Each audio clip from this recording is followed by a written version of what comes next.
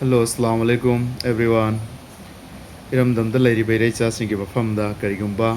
harauba nungaiba wafam khara thamjage. Ngarang Eikhoi gi AMMOCOC na sinjalangja duna all Manipur dagi lamyan ba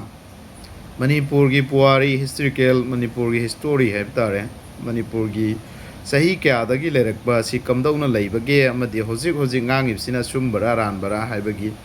yamna fazaba koigi Oja Mayam singna nainabikiba apunba oja singda thagatpa phongdokjari amadi tilbiriba ahal laman kwai kibi pusu kai kumna utchari hanbada Eikhoi oja mingoina panjarabada oja khaidem mani yamna ahal loiraba yam nungsiba ojani matam pumnamakta Manipur gi idea of Manipur gi integrity Kaiba yaroi haibada TV discussion amadi laibaki tholak be suda halam moina dum yaujari ba oja khaidem mani busu thagtchari mathangda oja danabil aisam social scientist mahaki thagat pasidi ai khangna natte malem da leiba pangal pum namang khangamgani amadi maitai pum namang su khangamgani amadi all communities na khangamgani mapun sida right ngakta sumbang hakta amadi student kayagi adagi han kayagi daha kayagi thamoi ba sumhaliba ojana barik chumla wafam thambi kiba tabada milu dagi pirang tai am thagtchari mathangda Eikhoi oja rajendro nungthombam ojagi wahai ojana thengnarakpa amadi ojana ngangi basida aduki mati pointed yang oriba youth oriba Eikhoi da loksan be aba message me am pibiramba oja busu thagtchari oja dr sanatomba oja gi marik chumlaba puari gi sagonaraga laaba Eikhoi gi pu me amna yabiramlaba puya gi history amadi atopa history sing Manipur gi Eikhoi gi ngalak laite Eikhoi gi haukhiba pas ki pai puna chat thambiramba pai puna salamba lichat amadi thokiba thodok sing ngalak laite kauthoaga Eikhoi ni I marakta lan thokna bo hona riba sing asi bu khamna bagi mateng oiganin yamna khanjai oja gi wafam sing do oja busu Heiningai leitana thagtchari aduga sister Julia singlai yamna pointed oiba sister na logical manung da yauba wahai kya amasu thambirami madugi sweet sister busu thagtchari aduga Eikhoi gi AMMOCOC gi president oja jalan mahak busu aina thagatpi kai kumna utchari adude Eikhoi gi atai yatin biri ba pumnamak olamai kiram ahallaman any miss Eikhoi gi function asida yaubiri ba ming panba pandaba naidana mayam pumnamak po amuka swana ina salam tawjari ai thamoi yam pele maramdi Manipur gi core issue singda aina first day soina wangangi sengna warau bigano eje su Manipur banu sibagi ai ngangjabani masida Eikhoi gi oja amakhak su si thore oja maibon faumai oja bu soi Heiningai letana thagtchari oja na indigenous nainabagi matangda yam phajaba dialogue tobiba haibiba madu bu oja bu thagtchari muduna wari simakhada aina haijaning badi core issue singda any misi mina natraga Manipur gi ngamkhai kai ge daba matang laadi ai matam dre yauksalai hoi mayamna aibu yamna haising saba na khalambsu ai khanbiyo but tawta boy na ngangi ba singdu munna tabiyo losan be ari losan biyo tangai fadana sumaina Eikhoi gi CSO singi all Manipur gi sigi mayam sina thola ga khambi kra de koi na ngang ngai tik natte ipa gumlaba oja Eikhoi dagi di oja triple oja oiraba halaman sing CSO gi leader sing asina makhoi na sumaina ngang kra kai koi na ngang ngai machak leite aduna Eikhoi Eramdam da leire bai raisa sing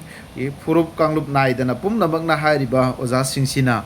Eramdam gi puari ga sagona raga laglaba amadi leiriba mi sing si kana no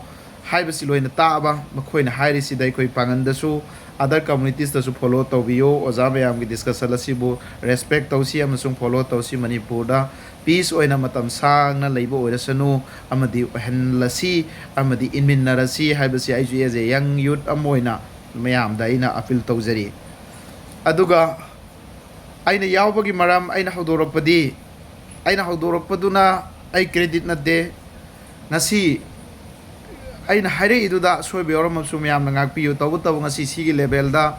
history kawraba mayam adudagi Manipur da pangal ga maitai ga kari relation lay other communities all communities kari related lay haibadu tagla ibasi seng na hara kanda Eikhoi mayam thagat pham thoeba sila isi kari gino Eikhoi gi maitai silinau dagi ngalak laite Eikhoi gi agent si oza danabri laisram na haigre ko agent mayam Eikhoi du su insal laki khoi lau dena agent mayam ma leire che mamang da hybrid leire haigram ni makhoi de insal laga makhoi sing sina haithi nei khoi gi pangal da nganglak pa chairak pa khoi gi dharma da singnarak pa mayam du da social media si da hunnari ba comment mayam si uba ngam dab dagi Eikhoi gi su represent tawraga amana ngangaga di mayam du gi aina represent tawraga aina ngangjabani ngangaga mayam du comment da kari da khatnaga da ba adu maitai halage pangal halage adu tawrage na tawnari ba mayam du control kitang tawbu yabra as a young youth amagi leader amoina mayam na nungsibi dana Eikhoi gi su follower mayam ama laibane na maduda aina control tawbu yaba imanaba yamba oza sing aibu nungsibi ba singdu aina control tawbu yabra na yengjaraga tawjabani maram di somdai to hullaga Eikhoi gi kanagumba angang amnasu kanagumba youth amnasu hairi idu da khang ngamdabdagi wahai legal illegal oiba mayam hainaraga war thokibasu yai madudi aina mayam gi thamoi pelhan boina praja gi leirobre na Eikhoi su social gi oina thoabre na social work tawbane na adudi praja singdu bu phajalaga madu communion gi riota madu war do thokidagi sarupoti na hairaga aina represent tawraga mayam gi mohut sil ngangbani ngangbadu gi kana ba yam phangi Haomee Federation na pillar asi jungkibagi matangda dg na hoji order tawkhrabani amadi ngarang puliba meeting asi su masi ai hagna hodok seruba ngang zeruba yamba rais tampak mayung bai khoini na masi gi sida masi pangal mungeda lairiba mayam sigi mohut sillaga Eikhoi na laujaruba ngang zeruba khoini gi mathakta Yaiphare file tawrak podai khoina muk dg da tawraga sigi level fo yora matungda ngasi Eikhoi gi cso gi ipa gumlaba ipu gumlaba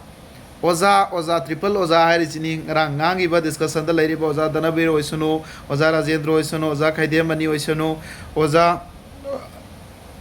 sanatombo oisunu aduga lairi ba Oja pumnama Oja maibon Haomee oisunu sister Julia singlai oisunu Oja jalal oisunu hairi ba Oja mayam singsi khoi Manipur gi lamyan ba ngaktani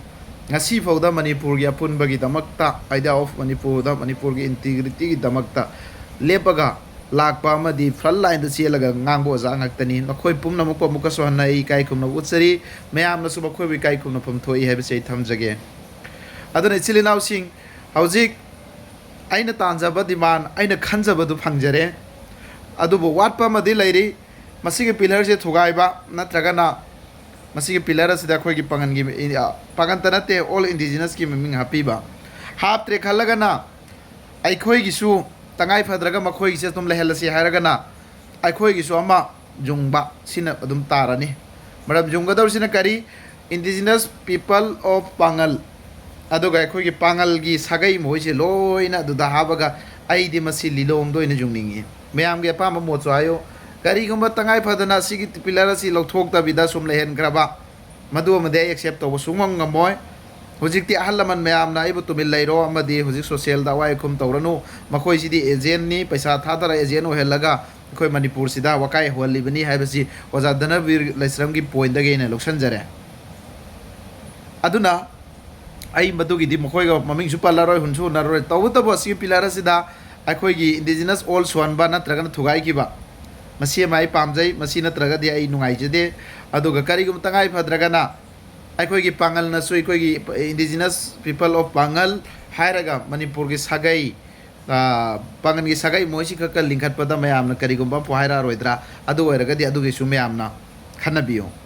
maram di tangai phadana yadradi Eikhoi gi ngarang haira su pillar si phukto hangada me haiba wafam amdi yaude sengna ai bodi tumin laikhrage gyan tarani Oja mayam na hairi loina understood tawre ai haubadai loi fawa life to tajai yengjare peli ai ngai leitana thagali aduki matik peli ai gi maksad phange ai gi pandam phange government na laura su tabi draga su ai gi Oja maitai pangal amadi tangkhul amadi naga Oja singna madam singna thambi ki ba discussion du dangang na ki ba pum namak ai Heiningai leitana thagali amdi thamoi da peli madugi maksad du kha ai ngai rambani ꯃꯗꯨꯒꯤ ꯄꯥꯟꯗꯝꯗꯨ ꯈꯛ ꯑꯩ ꯉꯥꯏꯔꯝꯕꯅꯤ ꯍꯧꯖꯤꯛꯇꯤ ꯑꯩꯈꯣꯏ ꯌꯨꯠꯅ ꯀꯔꯤ ꯉꯥꯡꯒꯅꯤ ꯑꯩꯈꯣꯏꯅ ꯀꯔꯤ decision ꯂꯧꯒꯅꯤ ꯑꯩꯒꯤꯗꯤ ꯁꯣꯁꯤꯌꯦꯜ ꯑꯦꯛꯇꯤꯕꯤꯁ ꯑꯃ ꯑꯣꯏꯅ ꯃꯤꯌꯥꯝꯗ ꯑꯐꯕꯗꯨꯕꯨ ꯑꯐꯕꯅꯤ ꯑꯆꯨꯝꯕꯗꯨꯕꯨ ꯑꯆꯨꯝꯕꯅꯤ ꯂꯥꯟꯕꯗꯨꯕꯨ ꯂꯥꯜꯂꯦ ꯍꯥꯏꯖꯕꯅꯤ ꯄꯨꯝꯅꯃꯛꯇꯤ ꯑꯩꯈꯣꯏ ꯅꯈꯣꯏꯒꯤ ꯃꯈꯥꯗ ꯑꯍꯜ ꯂꯃꯟ ꯏꯄꯥ ꯏꯄꯨ ꯄꯥꯟꯗꯕ ꯅꯠꯇꯦ ꯅꯈꯣꯏ ꯏꯄꯥ ꯏꯄꯨꯅꯤ ꯅꯈꯣꯏꯒꯤ ꯃꯈꯥꯗ ꯑꯩꯈꯣꯏ ꯂꯩꯕꯅꯤ ꯅꯈꯣꯏꯕꯨ ꯑꯦꯄ꯭ꯔꯤꯁꯤꯌꯦꯠ ꯇꯧꯐꯝ ꯊꯣꯛꯏ ꯑꯃꯗꯤ ꯇꯧꯁꯨ ꯇꯧꯔꯤ ꯇꯧꯁꯨ ꯇꯧꯒꯅꯤ ꯃꯌꯥꯝꯅꯁꯨ ꯇꯧꯕꯤꯌꯨ ꯃꯁꯤꯅꯤ ꯑꯗꯨꯅ ꯃꯁꯤꯒꯤ ꯄꯤꯂꯔꯒꯤ ꯃꯇꯥꯡꯁꯤꯗ ꯑꯩꯈꯣꯏꯒꯤ ꯄꯥꯡꯒꯜ ꯏꯆꯤꯜ ꯏꯅꯥꯎꯁꯤꯡꯅꯁꯨ ꯁꯣꯁꯤꯌꯦꯜ ꯃꯤꯗꯤꯌꯥꯗ ꯀꯣꯃꯦꯟ ꯐꯠꯇꯕ ꯍꯦꯟꯖꯟꯕ ꯃꯤꯅ ꯑꯩꯈꯣꯏꯒꯤ ꯙꯔꯃꯕꯨ ꯁꯤꯊꯔꯛꯁꯅꯨ ꯇꯧꯁꯅꯨ ꯑꯩꯈꯣꯏ ꯃꯤꯒꯤ ꯙꯔꯃ ꯑꯃ ꯄꯨꯍꯜꯂꯨꯅꯨ ꯁꯤꯁꯇꯔ ꯖꯨꯂꯤꯌꯥ ꯁꯤꯡꯂꯥꯏꯅ ꯍꯥꯏꯕ ꯑꯃ ꯁ꯭ꯇꯥꯔꯤꯡꯁꯤ ꯑꯩꯈꯣꯏꯅ ꯄꯥꯏꯔꯤꯃꯤ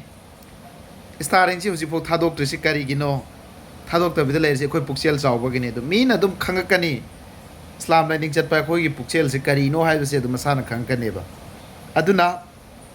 ꯑꯩꯈꯣꯏꯅ ꯉꯥꯡꯕ ꯃꯇꯝꯗ ꯀꯣꯃꯦꯟ ꯄꯤꯕ ꯃꯇꯝꯗ ꯐꯦꯁꯕꯨꯛꯇ ꯑꯋꯥꯏ ꯑꯈꯨꯝ ꯌꯥꯝ ꯇꯧꯒꯅꯨ ꯃꯈꯣꯏꯗꯤ ꯑꯦꯖꯦꯟꯠꯁꯤꯡ ꯍꯥꯏꯕ꯭ꯔꯤꯠꯁꯤꯡꯅꯤ ꯃꯈꯣꯏꯒꯤ ꯄꯥꯟꯗꯝ ꯀꯔꯤꯁꯨ ꯐꯪꯉꯣꯏ ꯑꯗꯨꯅ ꯏꯔꯝꯗꯝꯗ ꯂꯩꯔꯤꯕ ꯃꯩꯇꯩ ꯏꯆꯤꯜ ꯏꯅꯥꯎ ꯄꯨꯝꯅꯃꯛꯅ ꯃꯈꯣꯏꯒꯤ ꯑꯦꯒꯦꯟꯁꯇ ꯂꯦꯞꯄꯤ ꯍꯥꯏꯕꯁꯦ ꯉꯔꯥꯡꯒꯤ ꯃꯤꯇꯤꯡꯗꯨꯅ ꯑꯩꯅ ꯈꯪꯖꯔꯦ ꯑꯗꯨꯅ ꯍꯦꯟꯅ ꯃꯁꯤꯗ ꯀꯩꯗꯧꯅꯉꯥꯏ ꯑꯣꯏꯗꯦ ꯇꯧꯕꯇꯕꯨ ꯂꯣꯒꯤ ꯑꯣꯏꯕ ꯄ꯭ꯔꯣꯁꯦꯁꯇ ꯂꯤꯒꯦꯜ ꯑꯣꯏꯕꯗ ꯇꯧꯔꯤꯁꯤꯁꯨ ꯇꯧꯖꯁꯅꯨ ꯃꯁꯤꯅ ꯀꯔꯤ ꯄꯨꯔꯛꯄꯅꯣꯁꯨ ꯌꯦꯡꯈꯤꯁꯤ ꯑꯗꯨꯒ ꯏꯆꯤꯜ ꯏꯅꯥꯎꯁꯤꯡ ꯑꯩꯈꯣꯏ ꯏꯄꯥ ꯏꯄꯨꯅ ꯍꯥꯏꯕ ꯑꯣꯖꯥ ꯒꯨꯔꯨꯅ ꯍꯥꯏꯕ ꯏꯟꯕ ꯃꯊꯧ ꯇꯥꯏ ꯑꯣꯖꯥ ꯒꯨꯔꯨ ꯂꯩꯇꯕ ꯁꯥꯇ꯭ꯔꯗꯤ ꯀꯩꯗꯧꯅꯨꯡꯗ ꯑꯐꯕ ꯑꯣꯏꯔꯣꯏ ꯑꯗꯨꯅ ꯏꯄꯥ ꯏꯄꯨ ꯂꯩꯇꯕ ꯌꯨꯠ ꯑꯩꯈꯣꯏꯗꯤ ꯀꯛꯉꯥꯎꯅꯔꯒ ꯂꯩꯍꯧꯒꯅꯤ ꯑꯗꯨꯅ ꯏꯄꯥ ꯏꯄꯨꯁꯤꯡꯁꯤꯅ ꯉꯔꯥꯡ ꯊꯝꯕꯤꯈꯤꯕ ꯋꯥꯐꯝꯁꯤꯡꯁꯦ ꯃꯁꯤꯗ ꯑꯩꯈꯣꯏ ꯐꯣꯂꯣ ꯇꯧꯔꯒ ꯏꯔꯝꯗꯝꯅ ꯏꯪ ꯆꯤꯛꯅ ꯑꯃꯗꯤ ꯅꯨꯡꯁꯤ ꯆꯥꯟꯅꯕ ꯍꯥꯟꯅ ꯂꯩꯃꯤꯟꯅꯔꯝꯃꯤꯕ ꯄꯤꯁꯇꯣ ꯍꯜꯂꯛꯄ ꯑꯣꯏꯔꯁꯅꯨ ꯑꯃꯗꯤ ꯀꯪꯂꯩꯄꯥꯛꯅ ꯌꯥꯏꯐꯔꯦ ꯏꯔꯝꯗꯝ ꯃꯅꯤꯄꯨꯔꯅ ꯌꯥꯏꯐꯔꯦ ꯂꯣꯡ ꯂꯤꯞ ꯃꯅꯤꯄꯨꯔ ꯃꯅꯤꯄꯨꯔ ꯏꯃꯥꯅ ꯌꯥꯏꯐꯔꯦ ꯊꯦꯡꯛ ꯌꯨ ꯑꯦꯚ꯭ꯔꯤꯋꯥꯟ